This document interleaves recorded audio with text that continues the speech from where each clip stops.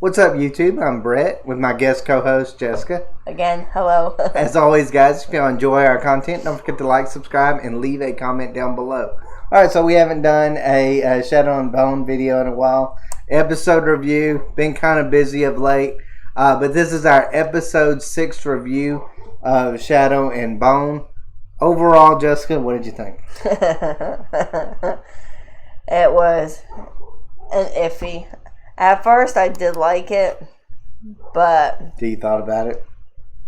until you kind of picked and prodded at me, and I'm like, oh my lord, I totally missed all that. But it seemed like it was really not cheesy like you think, more like stupid. I thought it was. Some scenes were good. Don't get me wrong.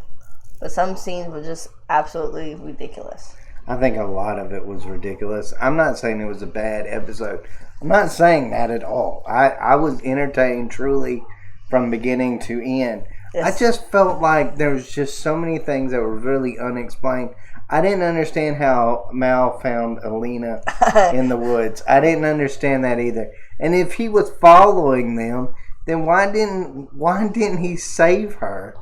Or what? Was he literally going to track her? He happened to be right there at the right time, and that kind of junk always drives me crazy. Whether it's in movies or whether it's in series, it's too much of a coincidence, too much space to just when you're dealing with the whole country, to be able to come across somebody at the right moment, at the right time, especially when they're that's not a place that you're familiar with. Exactly. I mean, so there's a lot of little things. I did not understand how the Darkling was to find Alina by using that one Grisha that said, "Oh, if I can get within a mile's range of it." You're telling me in all this countryside that you're going to hope that you can get into a mile's range. And he's like, they went out into the woods. Well, everything's a freaking woods. Like, I mean, there's a city. We live in the woods. Yeah, there's a city. And then literally right outside that city is thousands of miles of woods. So you're telling me that Alina and Mal are just walking on the road somewhere within a mile's distance of the road. Like, I feel like that is so ridiculously crazy. Another thing that I kind of didn't really understand is how did the Darkling know that what Alina's plans were, what she was going to go after, in which direction. Yeah, I know. And then at the end of it, he says, "Oh, the orphans are reunited." I know, he's like really snidey, just to kind of make you just hate him. I'm like, you know what? It's just, I don't know. I wanted to like him. I really did at the very beginning, but then I was kind of like, I knew where he was going to go, but I didn't think he would be like so snipey in a way. But he really is. He seems so snipey that it's almost pathetic. His mom kind of pointed to that. She kind of pointed that he was that way. But that's just who he was. She did. But that was a problem that I had with it. Another problem that I had with it was Nina and Matthias. Now, they're not really even that big of characters on this show. But man, did they take up a lot of time in the back and forth between the two of those. You know that they're going to fall in love. It's just like a schoolboy going, eh. And then the girl's like, yeah. And then it's like one of those situations. I kind of enjoyed it because it was a humorous type thing. I thought it was really incredibly cheesy. And then then he's like, I like you. Okay. I like the part where he goes, "You're seducing me with your witchy witch." And she's like, "Oh, I'm seducing you." She's poking and prodding at him. And, Stop. Stop. And then she falls in that hole. I kind of felt like the same thing with Alina and Mal this episode though too. It's like they kind of just did this like weird flirty kind of like thing, and I'm like, Exactly. I get it. This probably isn't a show that's made for guys in a lot of ways, but come on. Like, I mean, guys just don't like that cheesiness. It's okay to have a love story. I don't have a problem with that. It's just, I don't like the little silly high schooly crap that goes on. I don't like it, but it just made it more funny, because you know how Jasper is always the funny one. Yeah. Well, he didn't have any funny parts in this. No. In this one, so they had to get somebody else funny. I mean, when he was taking down that grease show, that was actually kind of funny. Kept hitting him in the same spot. The guy's like, that's not going to do any good. He's ready to kill him in the head, and the little go, seriously? Now come on, and then he just whacks him. But I mean, I thought actually that was kind of a funny little moment in that. It was. That Grisha was kind of just totally, look, that's the crazy part about it. Where I remember at the very beginning of this season that one general, he said, well, one Grisha was like, 50 soldiers. Well, so you're telling me that just average individuals just took out some of the most powerful Grishas, including the Darkling. I mean, Kaz didn't necessarily take him out, but he got away from him. I'm like, okay, that's a little cheesy in my book. I did enjoy those scenes, though, but I'm just like, that was kind of... And you know what? He actually said something at the table to Anise, if you remember. He said, it's like magic. And he had a coin. He said, you just go like this and you just make it. Yeah, he doesn't believe that. He doesn't believe that Alina's a summer, which I kind of see where he's coming from. I mean, but and Neж is like, oh, it's real. She's real. It's true. I mean, a sun summoner in their point of view is like coming across a unicorn. Like, I mean, if we hear that someone's got a unicorn and but technically you're probably not going. Yeah, but you're probably. What I'm just saying is, an actual real life unicorn. You'd probably be incredibly, incredibly skeptical about that as well. Like, I just feel like I would want to see it. Yeah, I would want to see it before I say it's true or not. But I just kind of feel like, well, I mean, that's kind of the way Kaz was in this episode. Well, he was like, she did her little, after she came out of the thing, she did her little sun thing, and she...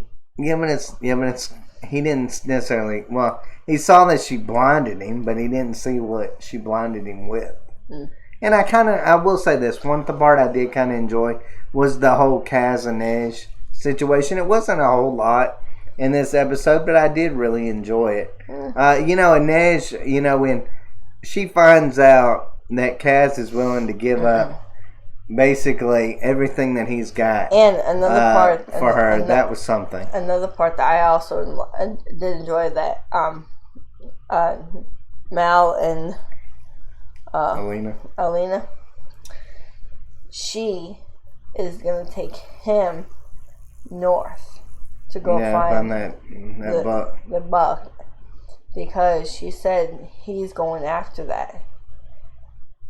That buck didn't live. That's one thing. That buck didn't live in Texas, because that buddy would. He'd be mounted on your He would wall. have been.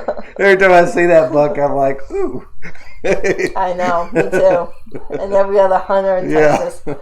But she put 2 and 2 together with that buck, and how Mal said he found it, and he was out looking for it, and she didn't even know. And then she's like, "Oh Lord!" And she goes back to the part where she's in the library, and that guy's telling her about the bones and stuff, and she realizes what he's after. So she's trying to get it before he does, so that way she can destroy the void. But then at the same time, I'm kind of like, and then she's with Mal, so. I don't really understand what was her reasoning of running away. I get it. She could say, well, I was being, I don't want to be used. But then at the same time, was she just, going to allow no one to take down the void? Like, was she really going to do that? Like, did you see the part where he actually said, "Did you always know you were Grisha?" And she says, "No."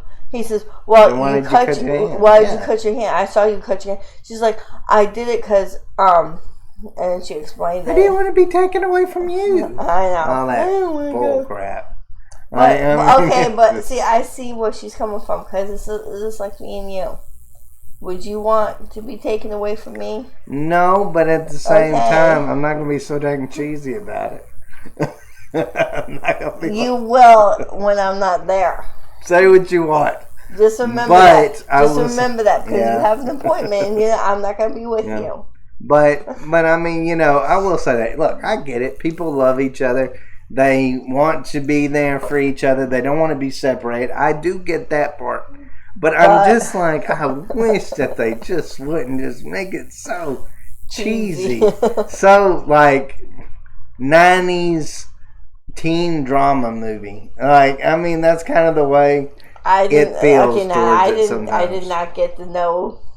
I do. Every time I see Alina and Mal going googly-eyed at each other, and then for some reason they're both bewildered that the other one might like the other one. Are you kidding me? Like, how can you not?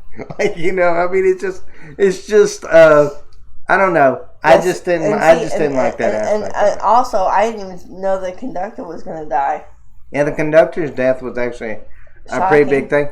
The conductor's...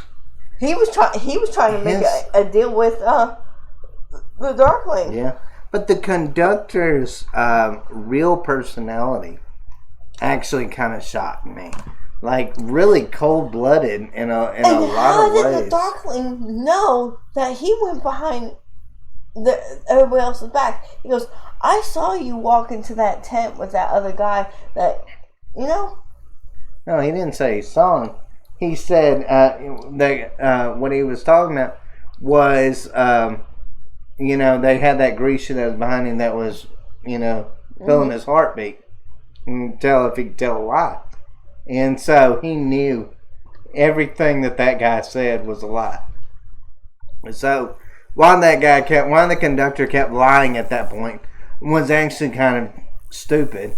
Okay. He could have made a deal with him if maybe he hadn't lied so dang much. I have a stupid question. Now,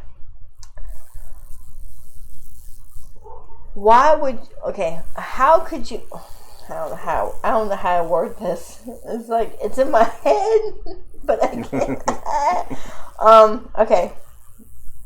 The Grisha can feel the heartbeat. Mm-hmm. And if you're lying. Mm-hmm.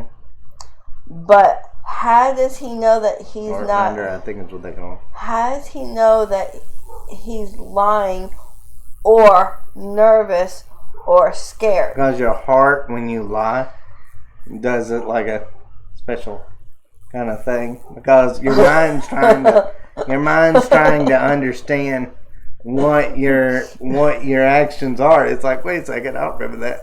Like, it's a trick on the mind, basically. But overall, I mean, what would you rate this episode? A 5. You rate it a 5? Ooh, I'd actually rate it a lot higher. I would rate it like a 7. After saying it was all cheesy and stuff. Oh my Lord. It was cheesy, but I was still entertained. He makes no sense. I was still entertained. Well, I'll tell you this. I was still entertained. There was nothing that just truly just annoyed me, other than the fact of Mal finding Alina in the woods. Like that. Yeah. Other than that, every other thing is completely and totally reasonable in that. Like I said, it was okay. We didn't even talk about Inej killing that woman and breaking her vow, basically. I mean, that was a big deal. Because she's like, hey, you're trying to fuck my thing? Well, that's the second person she's killed. Yeah. Yeah, I guess you could say, well, at this point, everybody's fair game. But then it kind of makes you wonder why she runs. I mean, if she's that much of an assassin. It makes no sense. But overall, I would give it a 7 simply because I was really entertained. There was just that one moment that I was just like, oh my goodness. Like, what are they doing? I feel you on that.